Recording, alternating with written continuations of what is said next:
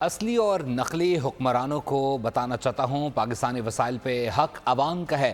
سربراہ JUI مولانا فضل الرحمان کی گفتگو، بولے کسی کا باپ بھی ہمارے بچوں کے حقوق پر قبضہ نہیں کر سکے گا۔ ہم امن چاہتے ہیں، غریبوں کا احساس کیا جائے۔ عالمی قوتیں ہماری مذہبی شناخت ختم کرنا چاہتی ہیں، عالمی قوتیں معاشی جنگ پاکستان کی سرزمین پر لڑنا چاہتی ہیں۔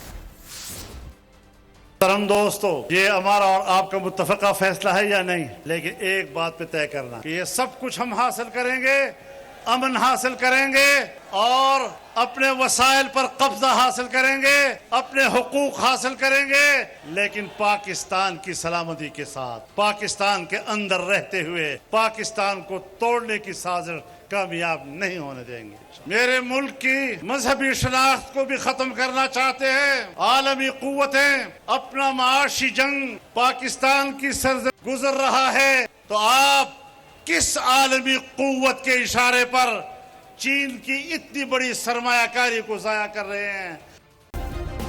سبسکرائب کریں اور بیل دبائیں تاکہ کوئی خبر رہ نہ جائے۔